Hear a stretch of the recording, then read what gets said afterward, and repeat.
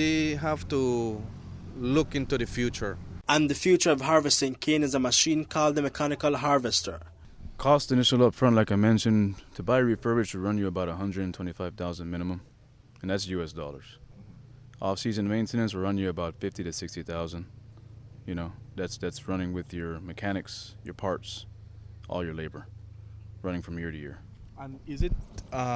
Do you have to have a certain level of skill to drive these and operate these machines? What does that take? That you do, and that I mentioned, we sent people out to Louisiana and Thibodaux to train them at John Deere headquarters to learn how to run the machines, learn the settings of the base cutters, learn how to use the elevators in the back, which delivers to the high-tip wagons.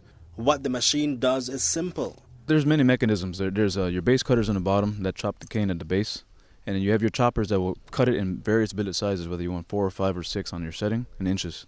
Okay, so as far as that goes, I mean, you can load straight to a truck, or you can load to a high-tip wagon like you see next to the harvester here. Today, BSI ASR, in collaboration with CERDIC, gathered cane farmer groups from both the Corozal and Orange Rock districts and from all 3 Cane Farmers Association to inform them of their options in utilizing the mechanical harvester.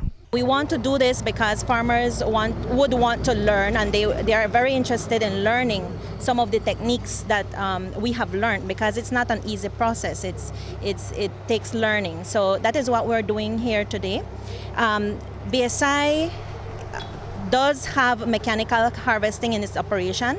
30% of it is mechanically harvested, and this benefits the industry. The benefits of mechanical harvesting are that you have the capability of cutting cane whenever you are set back from what is manual cutting.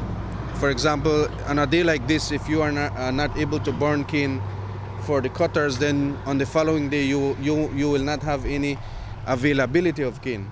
So this is when the mechanical harvesting comes into play. You can easily come in, you can do green cane harvesting, you can do burn cane harvesting, and you can deliver cane to the mill very quickly. Enrique Rivas, the person in charge of BSI harvesting, says that the machine can harvest 25 to 40 tons of cane per hour. More importantly, less mud is delivered to the factory. The cane that is coming out is very clean because the system, the hydraulic system and the extraction system that the mechanical harvester has makes it possible for us to attain these, right? And there are certain machinery conditions, for example, chopper blades and base cutters that are sharpened or are replaced every 600 tons or 1,300 tons after cutting that amount. And cutting down the price of harvesting cane is also a benefit. We have seen that when we compare manual harvesting to mechanical harvesting, there can be a range between 10 to 15 Belize dollars less per ton. But these will depend. I'm giving you a range because this will depend on the conditions of the mechanical harvesting. In terms of pricing per acre, that would vary amongst many factors. I couldn't give you an exact price. That's something that would depend on each test group, each situation, each field. There are certain field conditions that have to be there. The fields have to be free of stumps. The field have to be free of rocks. They have to be free of metals or garbage so that the machine can work properly.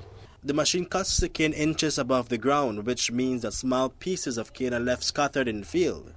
If you leave the stumps, this becomes as a reservoir for the second ratoon or the third ratoon. This would be beneficial to the ratooning of the cane. So in that point, there is a loss in tonnage that the farmer won't deliver to the mill, but it does impact that it will have a better ratooning at the field for the following crop. Reporting for Love News, Hippolyta Novello.